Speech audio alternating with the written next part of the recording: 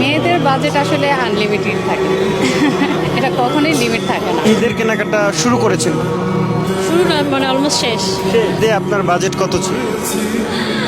Budget 2 লাখের মতো।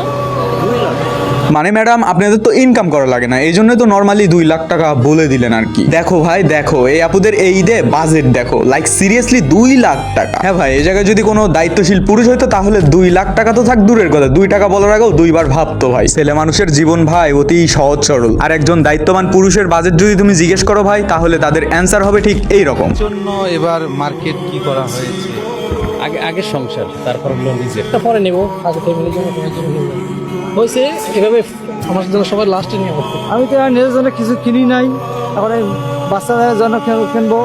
বাবা তুমি আমার যত খুশির কারণ। Hey guys, welcome to second our channel. তারপর বলো ভাই কি খবর সবার? আই হোপ কি তোমরা সকলেই ভালো আছো। আচ্ছা ব্রাদার ওয়েট, ভিডিওর টপিকটাই যেমন ঈদের বাজেট নিয়ে, তাহলে তোমরাও কমেন্টে জানাইতে ভুলো না তোমাদের ঈদের বাজেটটা কেমন। So let's go start the videos. এবারের ঈদে বাজেট কত আসলে আপনার? Around 10K. My budget is like 40,000 এর মতন। আমার বাজেট আসলে 15,000 টাকা, যেটা সত্যি সেটাই বললাম। হাজবেন্ড বাইরে থাকে, তাই যদি 50 দেয় 50, 1 লাখ দেয়। শপিং করতে আসলাম এই জন্য, ঈদের জন্য। শপিং এর বাজেট তো বাবা মা বলেছে পছন্দ হলে কিনতে মেবি 6-7 কিন্তু আমি চাচ্ছি 3,000 4,000 এর ভিতর শেষ করতে।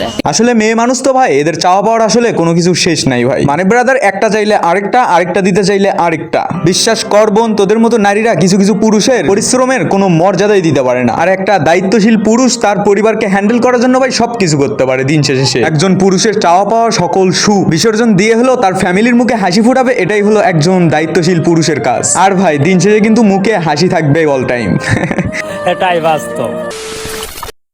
পুরুষ মানুষকে তো সারাদিন পরিশ্রম করে ক্লান্ত হয় পরিবারের চাপে, অশান্তি, জীবনটা একেবারে পচা তরমুজ হয়ে গেছে। তরমুজের উপরটা কিন্তু দেখলে বোঝা যায় না যে ভিতরে কি ভালো না পচা।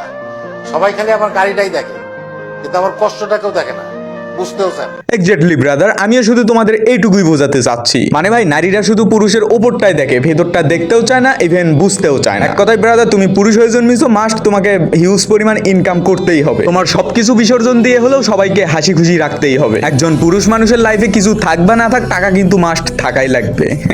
একটা পুরুষের কিন্তু গর্বের বিষয় আছে, বলেন তো কি? টাকা। এক্স্যাক্টলি, আপনার পকেটে টাকা আছে, রেসপেক্ট আছে, আপনার সম্মান আছে। আপনার পকেটে টাকা নেই, দুনিয়ার কেউ আপনাকে রেসপেক্ট দিবে না।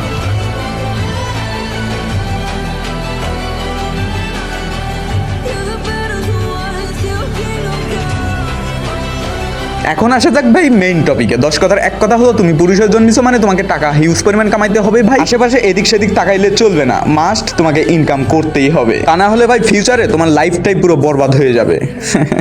যাই হোক, এই ছিল আজকের ভিডিও। ইভেন ভিডিওটা তোমাদের কেমন লেগেছে অবশ্যই কমেন্টে জানাইতে ভুলবা না। আর ভিডিও ভালো লাগলে লাইক, চ্যানেলে নতুন আসলে সাবস্ক্রাইব করে পাশে থাকা বেল বাটন অন করে দিবা।